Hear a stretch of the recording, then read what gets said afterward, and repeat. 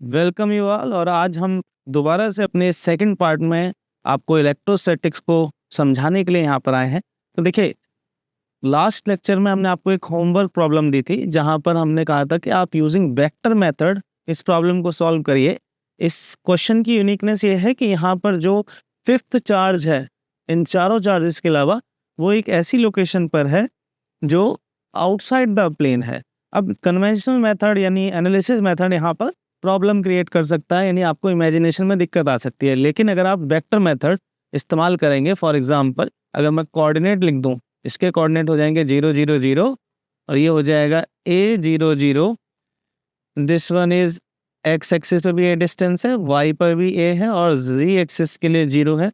और सिमिलरली यहाँ पर x 0, y के लिए सेपरेशन a हो जाएगी और z 0। अगर हम इन कोऑर्डिनेट्स पे ध्यान दें तो क्योंकि वेक्टर मेथड सिर्फ लोकेशंस के थ्रू ही प्रॉब्लम को सॉल्व कर देता है। अब जैसे हमसे पूछा find the force on fifth charge, तो हम सॉल्यूशन को कुछ यहाँ पे ऐसे लिखते हैं, स्टार्ट करते हैं।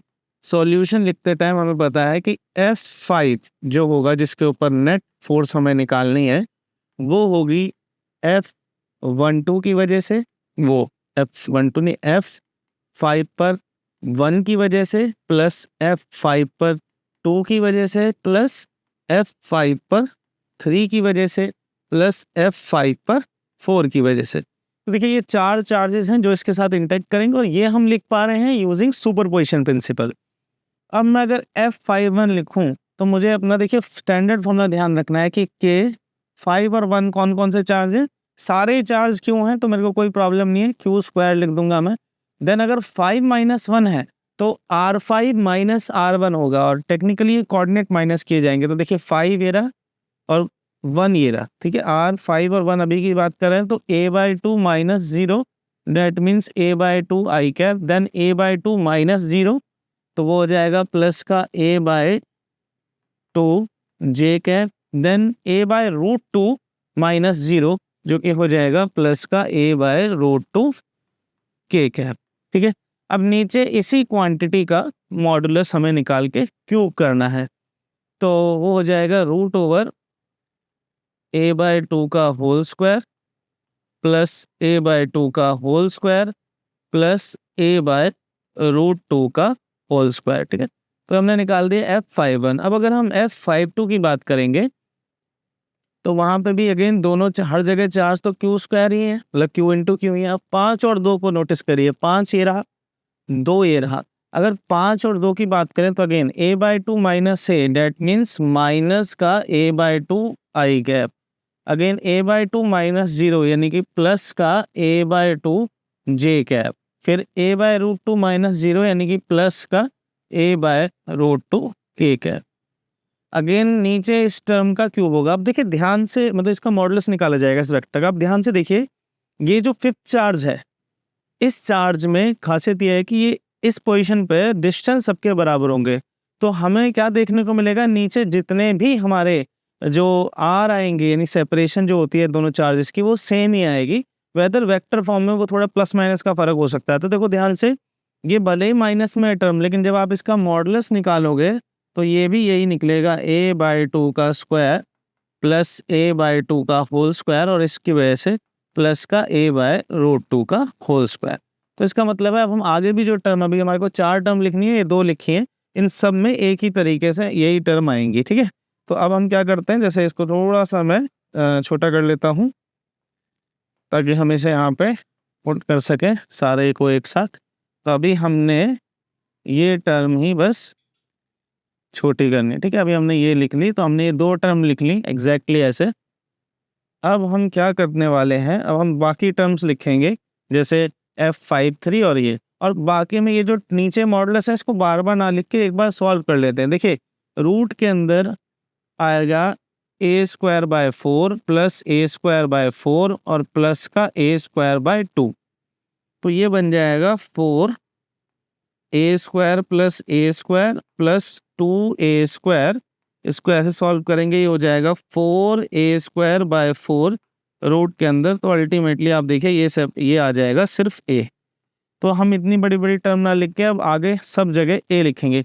अच्छा, मैंने यहाँ पे सिर्फ मैग्नीट्यूड लिखा है। एक चीज हमने अभी बताई थी आपको कि इसका क्यूब करते हैं, ठीक है। अगेन तो ये वेक्टर फॉर्म जो होता है उसमें नीचे क्यूब आता है। तो अगर जिस किसी को ये फॉर्मूला याद ना आ रहा हो तो कुछ इस तरीके से लिखते थे। अगर हम बात कर रहे हैं एफ ए बी तो के क्यू ए क्यू बी और R A minus R B, दोनों वेक्टर माइनस करते हो, नीचे R A minus R B, ये जो होता है इसका मैग्नीट्यूड का क्यूब करते हैं। हम ये फॉर्मूला यूज़ कर रहे हैं जो हमने वेक्टर वाले प्रोसेस में पढ़ा था। तो अब ऐसे ही इसके हम बाकी पार्ट को करते हैं, नहीं तीसरा और जो पांचवा तीसरे के साथ। अगेन यहाँ लिखते हैं हम तो प्लस के क्यू स्क्वायर के क्यू स्क्वायर, और अगर हम 5 और 3 को देखें, देखिए 5 ये रहा और 3 ये रहा, तो a/2 माइनस ए, यानी कि माइनस का a/2 आई कैप, ठीक है, a/2 में से ए गया। सिमिलरली a/2 माइनस ए तो माइनस का a/2 जे कैप, फिर a/2 माइनस का 0 यानी कि प्लस का a/2 के कैप। अगेन अगर आप ध्यान से देखो इन टर्म्स को, a/2 a/2 a/2, तो नीचे हमने अभी सॉल्व कर लिया था कि नीचे सिर्फ क्या बचेगा a, तो a का क्यूब। इन सबको भी हम बाद में a क्यूब लिख लेंगे, नहीं मैं चाहूँ तो इन्हें अभी हटा लेता हूँ यहाँ से। मैं यहाँ पे इतना बड़े बड़े टर्म ना लिख के मैं सीधा ही इन्हें क्या कर देता हूँ, मैं अब क्योंकि मेरे को इसी स्पेस में सॉल्व करना है, ये a क्यूब कर दिया, ठीक है। अगेन अब हमारे पास लास्ट फोर्थ टर्म बची जिसको हम सॉल्व करेंगे, फोर्थ टर्म यानी F54। तो F54 में आप देखिए क्या आ जाएगा, इसमें एडिशन में लिखेंगे क्योंकि अभी सीरीज चल रही है। के क्यू स्क्वायर 5 और 4 पे आपका ध्यान होना चाहिए, 5 और 4, a/2 माइनस 0 यानी a/2 आई कैप, ठीक है। उसके बाद a/2 माइनस ए यानी कि माइनस का a/2 जे कैप, फिर a/2 माइनस का 0 यानी प्लस का a/2 के कैप, ठीक है। तो a/2 माइनस 0 a/2 और a/2 में से a गया तो माइनस, और सेम वही चीज़ कि तीनों चीज़ें पहले की तरह है तो नीचे a की। अब आता है यहाँ पे कि इस क्वेश्चन को अब देखें, देखिए बाय सिमेट्री कल भी मैंने आपको हिंट दिया था कि फिफ्थ चार्ज यहाँ पर है, ठीक है। अगर फिफ्थ चार्ज यहाँ पर है तो इसका मतलब कि सारे चार्जेस, जैसे ये वाला चार्ज इस तरफ, ये वाला चार्ज जो है इस तरफ, ऊपर वाला भी ऐसे और ये वाला इस तरफ से, तो अल्टीमेटली सारी फोर्सेस इसी डायरेक्शन में उनका रिजल्टेंट जाएगा। जो रिजल्टेंट सीधी सी बात है, ये कौन सी डायरेक्शन है, जे कैप, वो के कैप यानी जेड डायरेक्शन। अगर ये एक्स वाई इस तरीके से मिलते हैं एक्स वाई, तो ये जेड है। तो यहाँ पर ना सारी टर्म कटनी चाहिए। अगर मान लीजिए नहीं कट रही है, डेट मीन्स कोई प्रॉब्लम हुई है क्वेश्चन को सॉल्व करने में। तो हम चेक करते हैं, देखो जरा ध्यान से, ये a/2 आई प्लस में है तो ये वाला माइनस में है, ठीक है। फिर a/2 आई ये वाला माइनस में है और ये वाला प्लस में है। अब a/2 जे को देखो, ये दोनों जे प्लस में है और ये वाले दोनों जे माइनस में है। तो देखो ये इसके साथ काट लो और ये इसके साथ काट लो। अब देखो अल्टीमेटली क्या बचा है हमारे पास, अगर हम ध्यान से देखें तो हमारे सारे फॉर्मूले का कंक्लूजन है के क्यू स्क्वायर, ए क्यूब नीचे कॉमन है और ये 4 टर्म है के वाली, 4 इंटू a/√2 के है। अब यहाँ पे अगर हम ध्यान दें तो के क्यू स्क्वायर ये इससे ऐसे कटेगा बाय ए स्क्वायर, और 4 को हम लिख सकते हैं 4 को 2 इंटू 2 और एक √2 से कट जाएगा, तो यहाँ अल्टीमेटली बचेगा 2√2 के है। तो देखा आपने, आपकी जो नेट फोर्स आ रही है अगेन वो आ रही है जेड डायरेक्शन में। अब ये क्वेश्चन अगर आप सिस्टमेटिक तरीके से कोऑर्डिनेट लिखते हैं और फॉर्मूले का सही एप्लीकेशन करते हैं तो बहुत आसान हो गया। लेकिन अगर इसे आप एनालिसिस से करने लगेंगे तो आपको टिपिकली, ये तो फिर भी एक बार को पॉसिबिलिटी है कि हो जाएगा, लेकिन आप एज्यूम करके देखिए कॉम्प्लिकेटेड क्वेश्चन। जैसे मैंने कल आपको हिंट दिया था कि अगर आप क्यूबॉइड लेते हैं कोई और उसके कॉर्नर्स पे एज्यूम करते हैं चार्ज, तो अब आप सोचिए अगर हर कॉर्नर पे चार्ज क्यू है तो ये किस तरीके से पॉसिबल है कि आप इसको सोच के कर लेंगे कि फोर्स इधर लग रही है उधर लग रही है, बहुत मुश्किल हो जाएगी। इसलिए वेक्टर मेथड हैंडी है, यूज़फुल है, आप इसे ज़रूर प्रैक्टिस करें, ठीक है। इसके बाद आता है देखिए कुछ इम्पॉर्टेंट क्वेश्चंस जो हम बार बार बोर्ड लेवल पे सॉल्व करते हैं। सीबीएसई लेवल पे 2 ही तरीके की ज्योमेट्रिकल ऑप्शंस हमारे पास रहते हैं, ट्रायंगल और स्क्वायर, लेकिन उन सबको करने से पहले सिस्टमेटिक अप्रोच होता है। देखिए हमारे पास कुछ बेसिक क्वेश्चंस आते हैं, जैसे पॉलीगॉन के, जैसे ट्रायंगल एक 3 साइड का पॉलीगॉन है, स्क्वायर एक 4 साइड का पॉलीगॉन है, ऐसे आगे पेंटागन, हेक्सागन, ऑक्टागन, बहुत सारी फिगर आ सकती हैं। तो आपको एक रूल ध्यान रखना है कि कभी भी कोई रेगुलर साइडेड पॉलीगॉन होगा, ठीक है, जिसकी सारी साइड्स बराबर हों, तभी वो पॉलीगॉन कहेंगे, जिसके सेम साइड्स और वो बार बार रिपीट होती हो और उसके हर कॉर्नर पे इक्वल चार्ज हो। जैसे आप देख सकते हैं यहाँ पर ट्रायंगल में 3 चार्ज हैं, स्क्वायर में 4 चार्ज हैं, ये हेक्सागन है, इसमें 6 चार्ज हैं। और बाद में अगर हम पॉलीगॉन को बढ़ाते जाएं तो एक सर्कल बन जाएगा, यूनिफॉर्मली चार्ज सर्कल, जिसमें सारा पॉजिटिव पॉजिटिव चार्ज ऐसे लगा हुआ है। सर्कल क्या है? पॉलीगॉन ही है, but of infinite sides, polygon of infinite sides. यानी आप बहुत ज़्यादा साइड बना देंगे तो वो फिर साइड्स कम एक यूनिफॉर्म पैटर्न दिखेगा, जो कि फिगर बन जाएगी सर्कल। अगर इस तरह की सिचुएशन है और आपके सारे चार्ज हर जगह पे सेम हैं, तो हमेशा at the location of geometrical centre, जो ज्योमेट्रिकल सेंटर होगा उसकी लोकेशन पे इलेक्ट्रिक फोर्स किसी भी चार्ज को जो फील होगी वो 0 ही होगी। ठीक है, अब ये आप प्रूव भी कर सकते हैं। जैसे अगर आप देखिए, वैसे एनालिसिस से भी सोच सकते हैं, ये वाला इसे इधर फोर्स लगाएगा, ये वाला इधर लगाएगा, ये वाला इधर लगाएगा, ये कट जाएगा। तो ये तो क्योंकि एक स्टैंडर्ड फिगर है तो सोचना आसान हो रहा है। अगर कहीं और कोई कॉम्प्लिकेटेड फिगर भी, जैसे 6 वाली, 15 वाली, 13 वाली, आप शायद वहाँ सोच के ना कर पाएँ, उसे सॉल्व करना पड़ेगा आपको। कंपोनेंट्स आएंगे, जैसे ट्रायंगल में भी ऐसे 3 कैसे काटेंगे आप, उसको सोचना मुश्किल है, सिर्फ सोच पाना। लेकिन अगर आप सॉल्व करेंगे तो वो 0 आएगा। तो आप एज ए रूल ध्यान रखें कि अगर पॉलीगॉन के सारी साइड्स पे यूनिफॉर्म चार्जेस हैं तो ऑटोमेटिकली ज्योमेट्रिकल सेंटर पे टोटल इलेक्ट्रिक फोर्स एक्सपीरियंस 0 ही आएगी। लेकिन रूल्स ध्यान रखिएगा कि सारे चार्जेस सेम होने चाहिए। ठीक है, तो अगर मान लीजिए इसमें एक स्पेशल केस आता है कि अगर मान लीजिए जैसे ट्रायंगल है, इसमें चार्ज यहाँ पे क्यू है, यहाँ पे क्यू है, और ये वाला चार्ज मिसिंग है, ये वाला चार्ज मिसिंग है।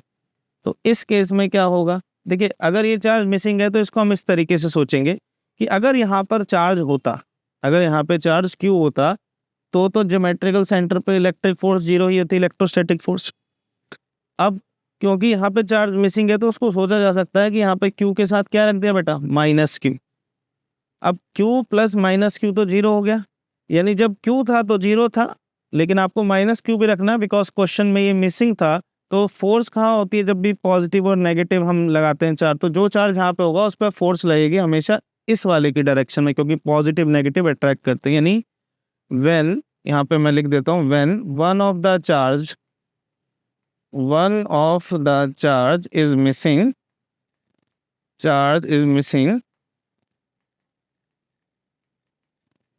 then net electrostatic force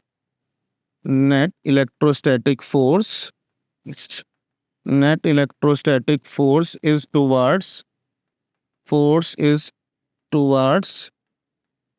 missing charge. ठीक है, तो ये ध्यान रखेगा कि अगर एक चार्ज मिस है तो हमें पता है कि नेट फोर्स उसी डायरेक्शन में होगी। लॉजिक यही है कि क्यू होता तो 0 होती, बट माइनस क्यू और था साथ में, ताकि ये नेट चार्ज तो 0 दिख रहा है, और इलेक्ट्रिक फोर्स क्योंकि यहाँ पे जो चार्ज रखा होगा उसके साथ ये अट्रैक्ट ही करेगा। ठीक है, तो उसको इलेक्ट्रोस्टैटिक फोर्स हमेशा, अभी हम एज्यूम्शन ले रहे हैं कि पॉजिटिव चार्ज हैं सारे, तो पॉजिटिव इस वाले नेगेटिव को अट्रैक्ट ही करेगा जो सेंटर पे रखा जाएगा, तो वो मिसिंग चार्ज की तरफ फोर्स एक्सपीरियंस करेगा। तो ये ध्यान रखना है।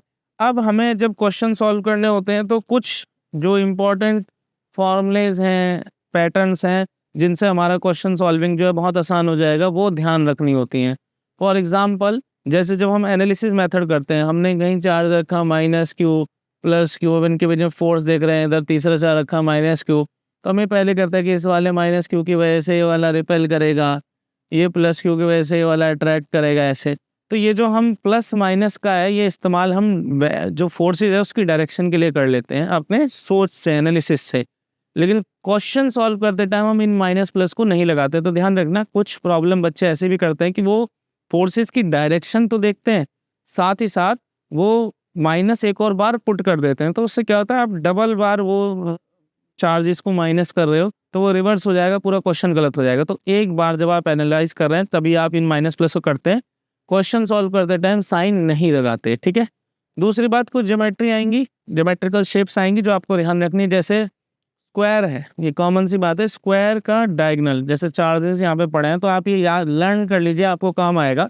क्योंकि देखिए बोर्ड में इस कैलकुलेशन के मार्क्स नहीं होते, कि स्क्वायर का आपने डायगोनल कैलकुलेट किया, ट्रायंगल का साइनट्रॉइड आपने कैलकुलेट किया, आप अगर उसे डायरेक्टली भी इन्वॉल्व करते हैं, पुट करते हैं, सब्स्टिट्यूट करते हैं तो भी वो इफेक्टिव रहता है और आपको एंट्रेंस में ये काफ़ी मदद करेगा जल्दी आंसर निकालने में। तो कोई स्क्वायर है तो उसके डायगोनल की लेंथ अगर जो कितनी हो जाएगी, √2 है। अगर साइड्स ए हैं तो डायगोनल की लेंथ √2 हो जाएगी।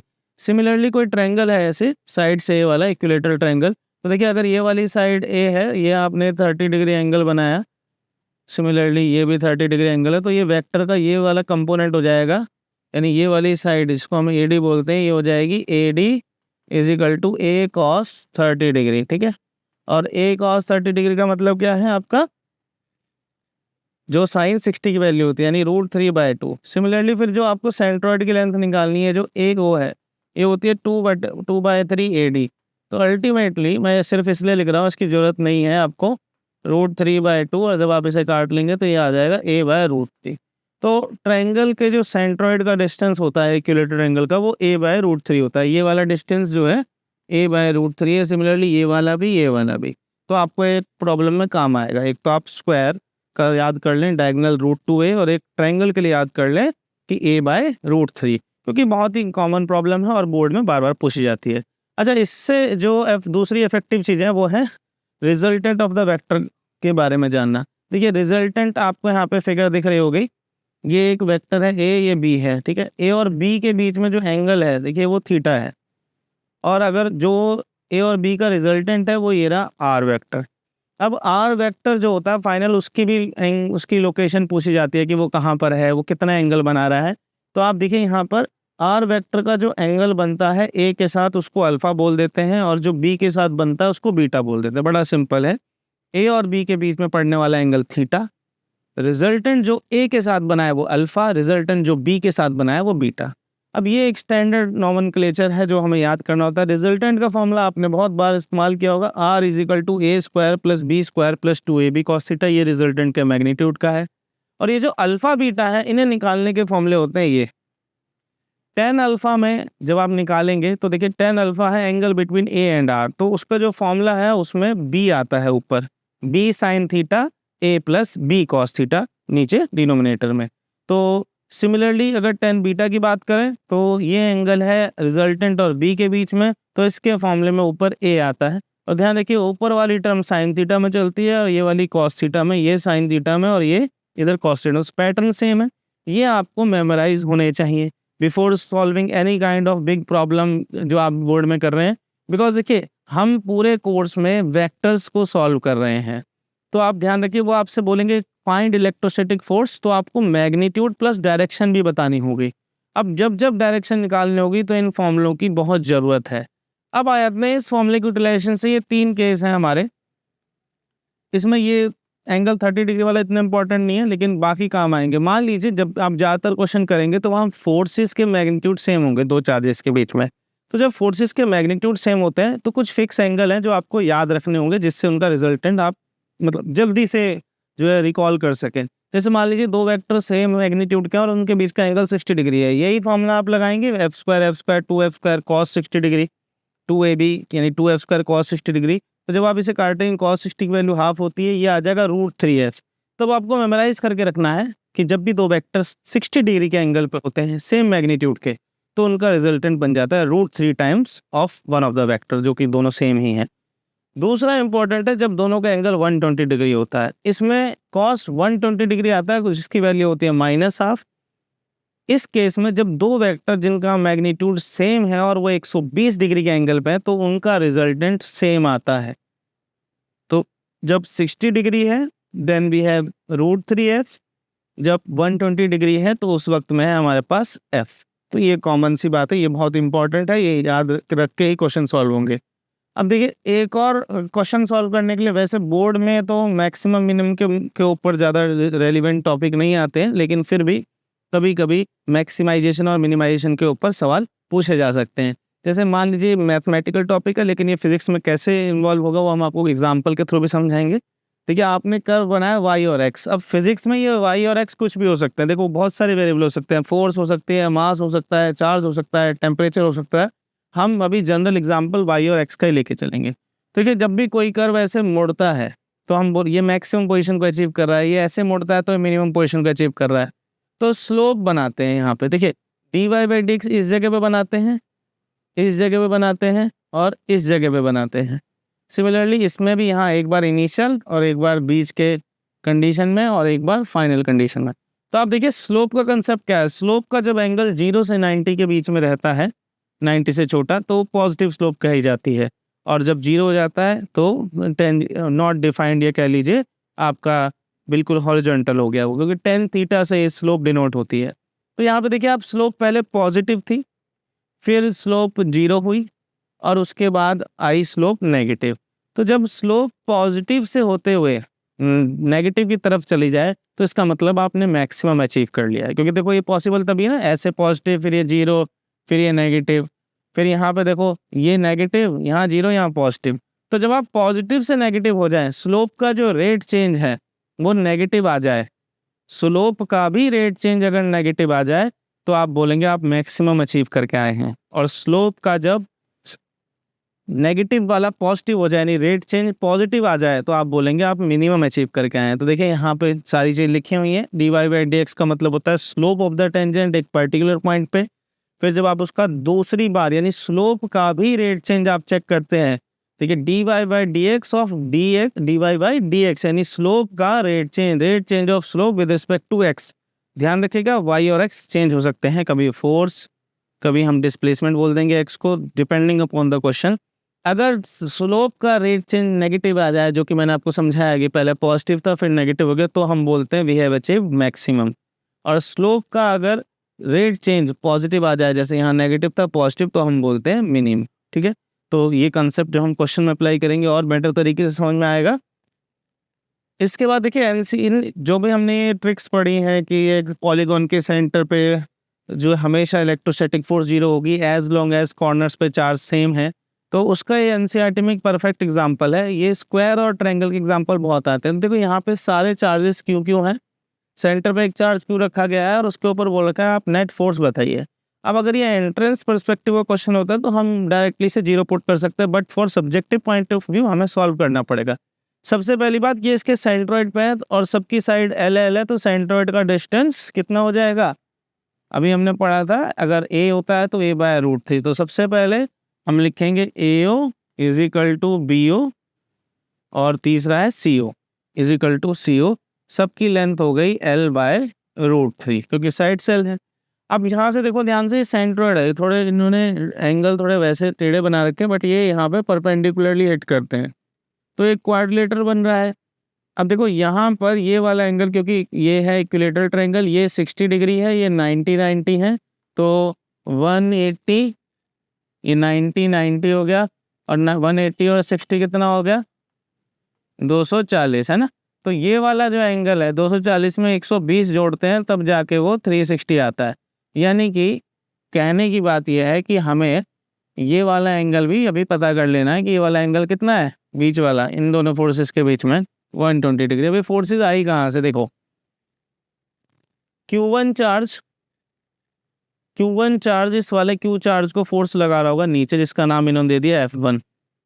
Q3 चार्ज फोर्स इधर लगा रहा है F3 और Q2 चार्ज लगा रहा है इस तरफ जो F2।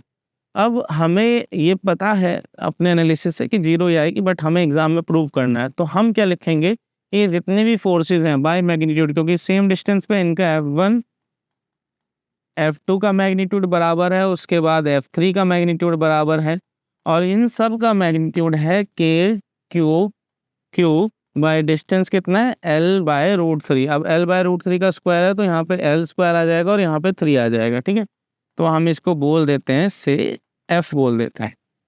अब हमें इसके बाद क्या क्राइटेरिया, हमें पता है F2 और F3 का रिजल्टेंट आएगा इस तरफ। अब देखो एंगल 120 आपको याद है, F2 और F3 क्योंकि सेम है और एंगल 120 डिग्री है, तो यहाँ पे हम लिखते हैं resultant of F2 and F3 is. अब देखो आप चाहो, आपको क्योंकि बोर्ड एग्जाम में है तो आपको ऐसे लिखना होगा, उसको F' ऐसे लिख देंगे आप, F' इज इक्वल टू वही सारी क्वांटिटी आप लिखेंगे F, क्योंकि सारी फोर्सेस तो F² ही हैं, मैग्नीट्यूड तो सेम है। और cos 120 डिग्री। इसके बाद आप देखिए, आपको स्मार्ट क्या बनना है, आपने ये तो लिख दिया बिकॉज सब्जेक्टिव एग्जामिनेशन है, आपको पता है इसका रिजल्ट आएगा F.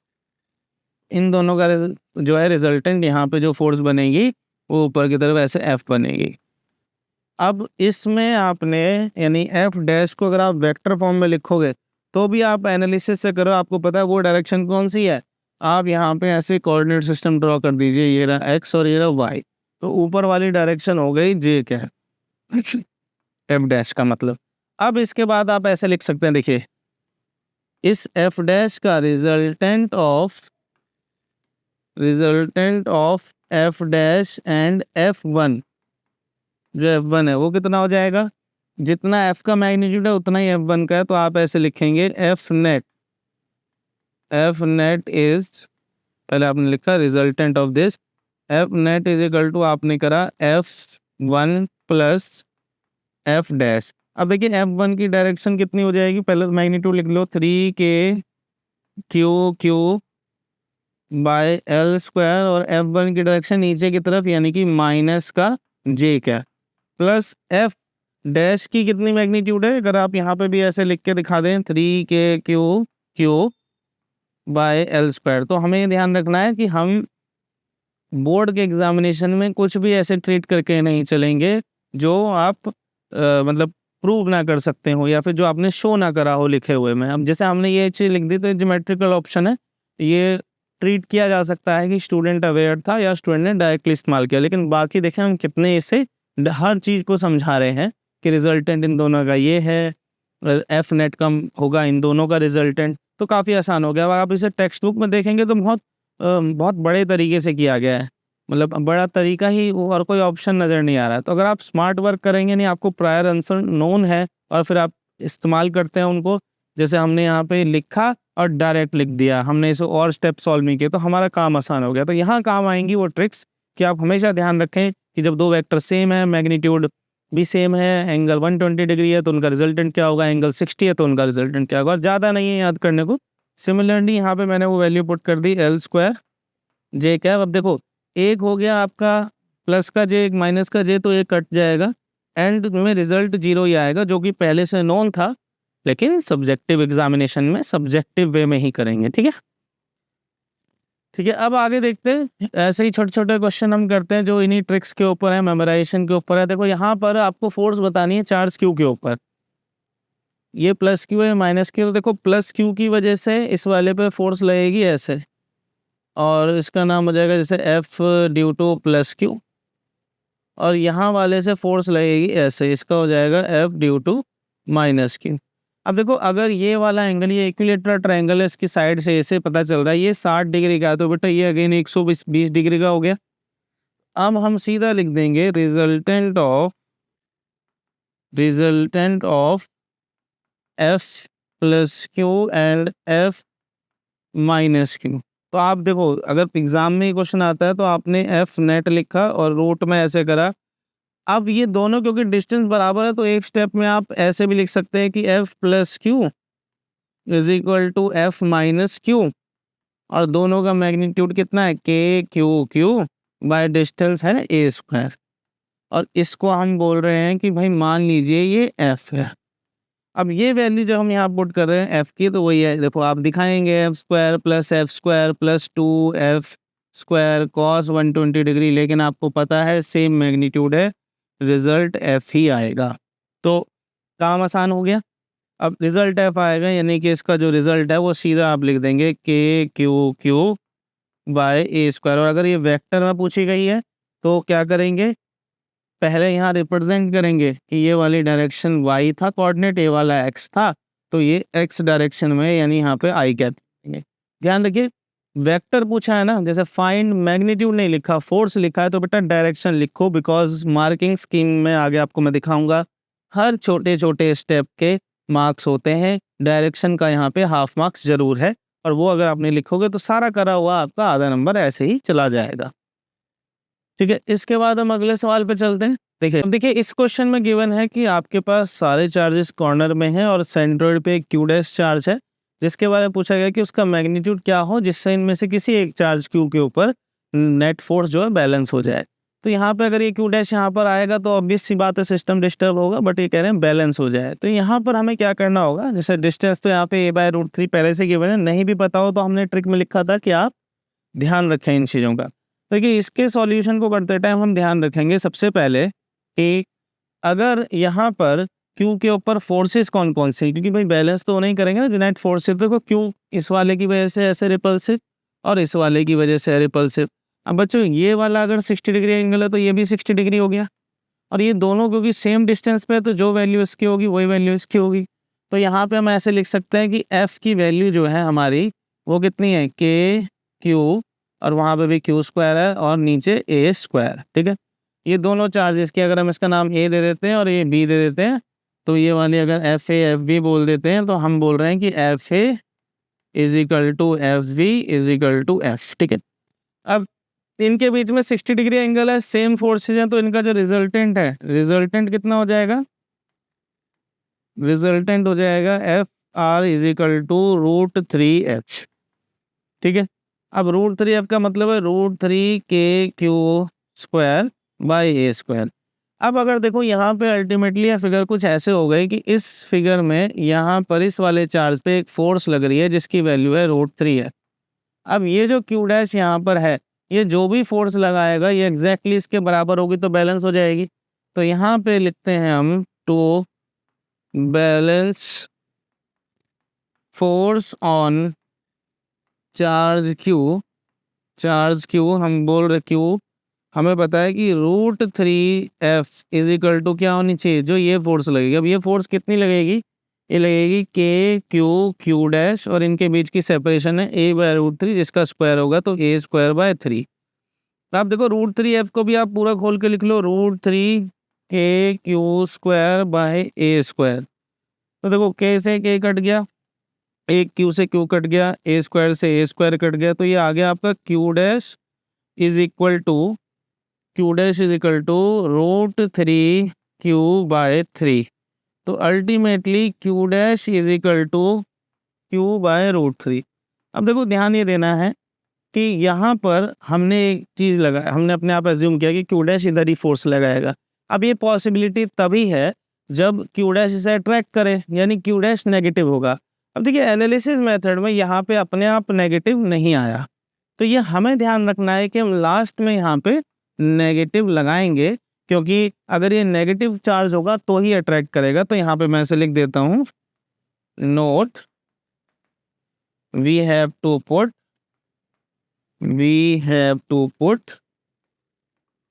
Negative sign manually to get correct result. ठीक है, टू गेट करेक्ट रिजल्ट।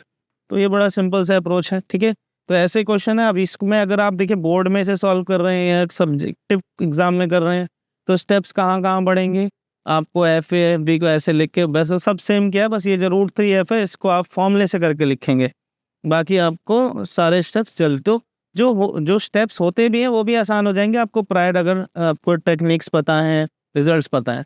अब ऐसे ही देखो ये है मिसिंग चार्ज के ऊपर कंसेप्ट कि यहाँ पे जो हेक्सागोनल स्ट्रक्चर है इसमें एक में ये 2 चार्ज मिसिंग है और एक में ये दोनों में ही दोनों चार्ज मिसिंग है। ठीक है, आई थिंक यहाँ पे एक में जो है फ़र्क आना चाहिए था, यहाँ पे चार्ज है। ठीक है, क्योंकि फिर तो सेम ही सेम हो जाएगा। यहाँ पे चार्ज क्यों है आप मान लीजिए, और आपसे बोला गया है कि इस वाली फिगर और इस वाली फिगर दोनों में आप इन दोनों रेशो बताइए फोर्सेस का सेंटर पे लगेगी। तो देखो यहाँ पे लॉजिक वही है, अगर चार्जेस सारी तरफ होते तो 0 होती सेंटर पे फोर्स, इलेक्ट्रोस्टैटिक फोर्स। अब नहीं है तो भाई क्या होगा, यहाँ पे इलेक्ट्रोस्टैटिक फोर्स है तो यहाँ पे भी एक चार्ज क्यों एज्यूम करना पड़ेगा, है ना। अब अगर मान लो नहीं है चार्ज तो क्या बताया था, जो नेट फोर्स होती है वो टुवर्ड द मिसिंग चार्ज होती है। तो अगर मैं FC1 के केस में देखूं तो बेटा उसकी फोर्स की डायरेक्शन, यानी और देखो मैग्नीट्यूड की बात करें तो डायरेक्शन का इंक्लूड करना ही नहीं है, तो टुवर्ड्स इधर होगी और उसकी वैल्यू होगी KQ²। अब देखो मैं यहाँ पर Q² कैसे लिख पा रहा हूँ उसके ऊपर भी एक बात है कि मैं ऐसा एज्यूम कर रहा हूँ कि यहाँ पे +Q भी रखा था और -Q भी रखा था। +Q होने की वजह से 0 था तो -Q की वजह से अट्रैक्टिव फोर्स आएगी। और सेपरेशन ये क्योंकि हेक्सागोनल स्ट्रक्चर है तो सारे ही डिस्टेंस जो है हेक्सागोनल 1 2 3 4 5 6, हाँ, तो सारे स्ट्रक्चर का जो सेपरेशन है ये ए ही है। तो बड़ा सिंपल सवाल है ये कि Q² बाय ए स्क्वायर। लेकिन जब FC2 को हम देखेंगे तो यहाँ पे 2 चार्ज मिसिंग है, एक फोर्स यहाँ लगेगी, एक फोर्स यहाँ लगेगी। अब देखो यहाँ पे आपको बताना चाहिए ये वाला एंगल कितना होगा, ठीक है। तो मैं आपको ये बताता हूँ, देखो ये साइड ए है, ये साइड ए, इक्विलैटरल ट्रायंगल है, 60 डिग्री का एंगल है। तो FC2 के केस में आप जानते हैं जो नेट फोर्स आएगी वो हो जाएगी √3F। यही तो पड़ा था 60 डिग्री के केस में √3F। तो ये बन गई √3KQ² बाय ए स्क्वायर, ठीक है। अब दोनों फोर्सेस देखो सेम है, आपसे रेशो पूछा था तो FC1 और FC2 का रेशो अगर मैं निकालूं बेटा तो ये ऑटोमेटिकली हो जाएगा, देखो इसमें नहीं है √3 और उसमें √3 है तो 1/√3, ठीक है, इजी एकदम। तो आप लॉजिकली ये कनेक्ट कर सकते हैं, बस क्वेश्चन में थोड़ा सा चेंजेस हैं। मैंने बताया यहाँ पे 1 चार्ज मिसिंग था और वहाँ पे 2 चार्ज मिसिंग थे, ठीक है। अब आ जाओ, देखो आपने मैक्सिमम इनोवा वाले कंसेप्ट में अभी तक नहीं क्वेश्चन किया तो ये उसके ऊपर बेस्ड क्वेश्चन है। जैसे यहाँ पे देखिए आपको बोल रखा है कि Q चार्ज इनिशियली एक टाइनी स्पेयर पे है और ए जो है charge position Q is to be transferred, एक चार्ज है, ठीक है। ये पोजीशन की जगह चार्ज हम बोलेंगे कि पोर्शन बोलेंगे इसे, ठीक है। ये पोजीशन यहाँ पे प्रिंट हो गया है, चार्ज है, ये portion Q is to be transferred to the second charge nearby surface. अब बोथ सरफेसेस जब फिक्स कर दी हैं और पार्टिकल की तरह ट्रीट कर रहे हैं तो आपसे बोल रखा है Q/Q की क्या वैल्यू हो जो फोर्स मैक्सिमाइज हो जाए। कहने का मतलब है देखो एक स्पेयर पे चार्ज था Q, ठीक है, उसमें से Q निकाल लिया गया, अब वो Q गया होगा दूसरे स्पेयर पे, अब इनके बीच में सेपरेशन है यार। तो बोल रहे हैं कि ये जो फोर्स हो ये मैक्सिमम कब होगी, वो Q और Q की कॉम्बिनेशन, कैपिटल Q और Q की कॉम्बिनेशन क्या होगी। तो देखो इसको ऐसे देखो, फोर्स कैसे लिखोगे आप इसकी KQ-Q और यहाँ पे Q/R²। नेक्स्ट स्टेप में K/R² और यहाँ पे Q का Q²। ये तो आ गया देखो आपका फोर्स, ठीक है, फोर्स का एक फंक्शन आ गया।